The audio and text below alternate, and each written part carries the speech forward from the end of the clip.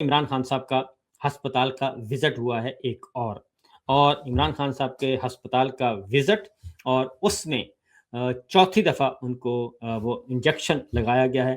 آنکھ کا معاملہ ہے. ساری خبر جو ہے پہلے سے آپ کے علم میں ہے. اور جو تشویشناک بات ہے وہ یہ ہے کہ چوتھی مرتبہ لے جایا گیا رات کی تاریکی میں لے جایا گیا اور وہاں پہ ٹریٹمنٹ دیا گیا اور جو بھی ان کو انجیکشن لگانا تھا وہ لگایا. لیکن نہ ہی عمران خان صاحب کی فیملی ممبرس کو پتا تھا, نہ ہی کسی اور کو, نہ ہی کسی کو انفارم کیا گیا اور نہ ہی عمران خان صاحب کے ذاتی معالجین کو اعتماد میں لیا جا رہا ہے. میڈیکل رپورٹس جو ہوتی ہیں وہ ابھی تک ایک بھی میڈیکل رپورٹ شیئر نہیں کی گئی اور نہ ہی شوکت خانم ہاسپٹل کے ڈاکٹرز کو اس بات کی اجازت دی گئی ہے, نہ ہی ان ڈاکٹرز کو اجازت دی گئی ہے جن کو نامینیٹ کیا تھا عمران خان صاحب کی فیملی نے, ان کو بھی اجازت نہیں دی گئی. اور عمران خان کی آنکھ کا مسئلہ کیا ہے, ان کا سکین ٹیسٹ جو ہیں وہ کیا ہیں, جن کو ایکس ریز کہتے ہیں, وہ ابھی تک شیئر نہیں کیے گئے. اور جو بلڈ کلاٹنگ ہوئی اس کا نہیں بتایا, خون کے لوتھڑے کیوں بنے, بلڈ ٹیسٹ جو ہوئے ان کی رپورٹ ابھی تک عمران خان اور ان کی فیملی تک کو شیئر نہیں کی گئی. حالانکہ عمران خان تو خود پیشنٹ ہیں اور ان کو تو ان کے ساتھ تو شیئر کی جانی چاہیے, ان کو بھی میڈیکل رپورٹس نہیں دکھائی گئیں. حلیمہ خان صاحبہ نے اس بارے میں بھی گفتگو کی ہے اور پھر سلمان صفدر صاحب نے بتایا ہے آخری ملاقات میں عمران خان صاحب نے ان کو یہ بتایا کہ پہلے جو پہلا انجیکشن لگایا گیا تھا اس کے بعد تھوڑی سی امپرومنٹ ہوئی تھی, تھوڑی سی, لیکن 85% آنکھ اس وقت بھی ضائع ہو چکی تھی. اور جب آخری میٹنگ ہوئی ہے سلمان صفدر صاحب کی کچھ ہفتے پہلے, تو انہوں نے عمران خان صاحب نے کہا کہ آپ میرے اتنے قریب بیٹھے ہیں, مجھے آپ نظر نہیں آ رہے اس آنکھ کے ساتھ. تو یہ معاملہ یہاں تک ہو گیا ہے اور عمران خان صاحب نے کہا ہے کہ ٹریٹمنٹ کے بعد بھی میری آنکھ میں کوئی بہتری نہیں آئی. علیمہ خان صاحبہ کی ذرا گفتگو سنائیے گا جی. نمبر 1 شارٹ سنوائیے گا. چل رہی سوشل میڈیا کے اوپر میں نے تو نہیں دیکھی.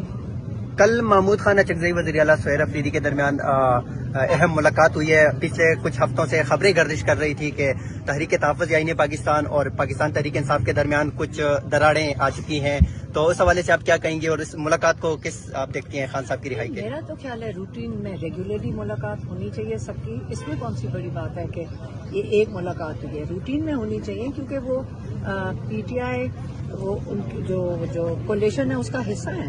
اس میں بریکنگ نیوز کیوں ہے, وہ ملنا چاہیے, ان کو بیٹھنا چاہیے اکٹھے, کیونکہ عمران خان کی رہائی کے لیے مل کے اکٹھے بیٹھیں گے تو کوئی اسٹریٹجی بنا سکیں گے. جی شکریہ. تو یہ آپ نے سنا جی, ساتھ یہ جو کر رہے ہیں نا, اب ذرا سنائیے جی وہ شارٹ جس میں وہ بتا رہی ہیں کہ آنکھ ان کی ضائع ہو چکی ہے. سلمان صفدر صاحب نے بتا دیا ہے اور اگر ان کا دامن صاف ہے تو یہ آئیں اور آ کے بتائیں کہ جناب ہمارا دامن صاف ہے, یہ آپ ٹیسٹ کروا لیں. سنائیے جی.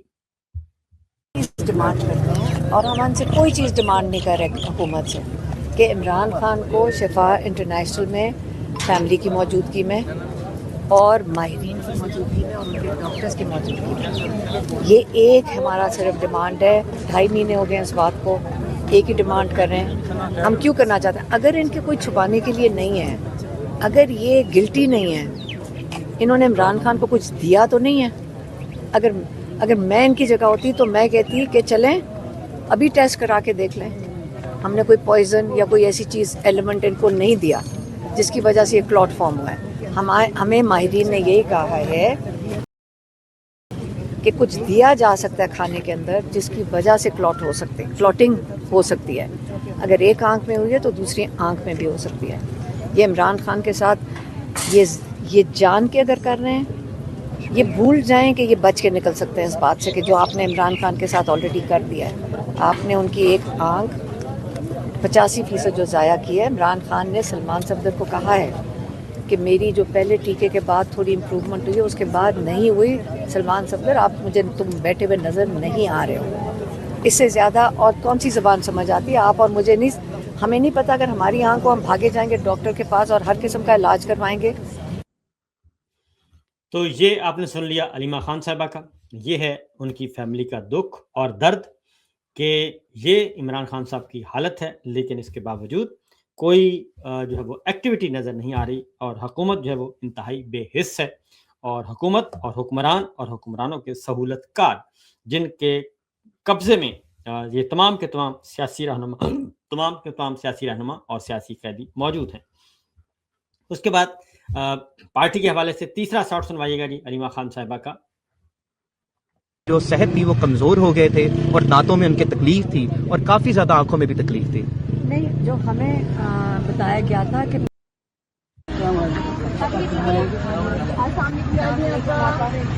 یہ وہاں پہ ان کو روکا گیا جی، اور یہ صورتحال آپ کو دکھانا تھی۔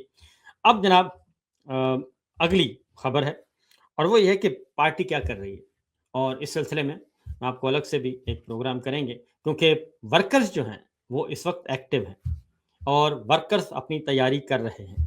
ورکرز بھی یہی کہہ رہے ہیں، کارکنان عمران خان صاحب کے، اور جو قربانیاں دیتے آئے ہیں، وہ کہتے ہیں کہ ہمیں کوئی بھی کہیں سے کوئی گائیڈ لائن نہیں مل رہی، بلکہ انہوں نے بہت ہی سخت زبان استعمال کی ہے۔ اس کا میں علیحدہ پروگرام کروں گا، انشاءاللہ آپ کو سنواؤں گا کہ ورکرز کی رائے کیا ہے۔ آگے بڑھتے ہیں عمران خان صاحب کے حوالے سے، اور آج بھی ملاقات نہیں ہونے دی، یہ بات ذہن میں رکھیے گا کہ ملاقات نہیں ہونے دی عمران خان صاحب کی بہنوں کی، اور بشرا بی بی کی فیملی ممبرز کی بھی ملاقات نہیں ہوئی۔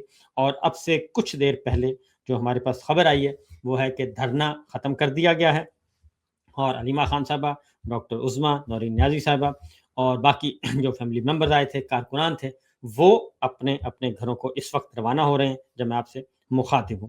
یہ علیمہ خان صاحبہ اور دو بہنوں نے یہ واپس روانہ ہو گئی ہیں، کارکنان واپس چلے گئے ہیں، اور یہ ناکہ جو ہے وہ اس وقت پولیس نے ختم کر دیا ہے کیونکہ وہ روانہ ہو چکے تھے۔ یہ لیٹسٹ ہے اڈیالہ جیل کی صورتحال، اور ان کو ہاسپٹل لے جایا گیا، اور ہاسپٹل رات اگین 12 بجے کے بعد لے جایا گیا گزشتہ رات، اور تقریباً 2-3 گھنٹے رکھا گیا، اور اس کے بعد ایک کاغذ کا ٹکڑا جاری کیا گیا ہے۔ یہ ذرا دکھا دیجئے گا جی، جو ایک ہیلتھ بلیٹن یہ والا، یہ دکھا دیجئے گا۔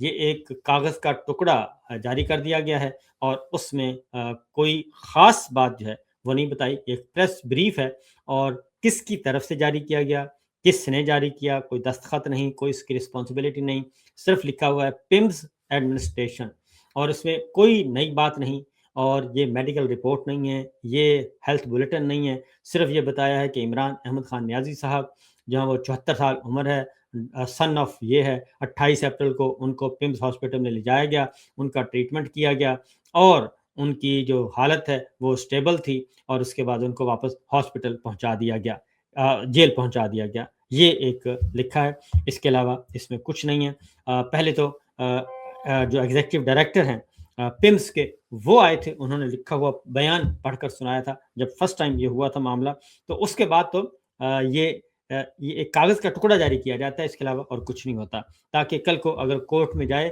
تو پتہ چلے کہ یہ کس نے جاری کیا، یہ ہمیں تو نہیں معلوم، تاکہ کورٹ میں بھی یہ کاغذ جو ہے ڈاکومنٹ اس کو پروف نہ کیا جائے، اس کی کوئی رسپانسبلٹی نہ لے، اس لیے یہ سب کچھ کیا جا رہا ہے۔ اسلام آباد ہائی کورٹ 5 آنریبل ججز نے خط لکھا تھا، رجیم چینج آپریشن ہوا، اور اس کے بعد ججز کو، اسلام آباد ہائی کورٹ کے ججز تھے، ان کو دھمکایا گیا، اور اس وقت 5 ججز تھے جی، جسٹس محسن اختر کیانی صاحب، جسٹس سمن رفت امتیاز صاحبہ، جسٹس ارباب طاہر تھے، جسٹس سردار اعجاز اسحاق تھے، اور جسٹس بابر ستار تھے، اور جسٹس جہانگیری تھے، طارق محمود جہانگیری۔ ان آنریبل ججز نے خط لکھا تھا، اور خط میں یہ بتایا تھا کہ کس طریقے سے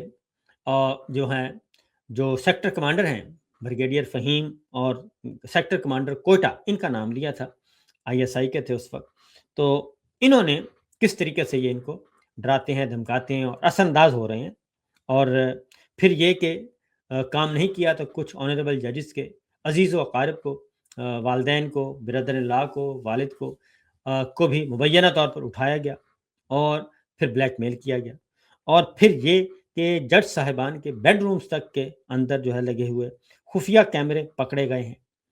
اور اس سلسلے میں یہ خبر تھی، اور اس خبر کے بارے میں یہ بتایا گیا تھا کہ جناب آپ جو ہیں سپریم جوڈیشل کونسل کو انہوں نے خط لکھا چیف جسٹس آف پاکستان کو خط لکھا اور انہوں نے کہا کہ ہمیں اس بارے میں رہنمائی فرمائیں کہ اس طرح کا دباؤ آئے تو ہم کیا کرنا چاہیے.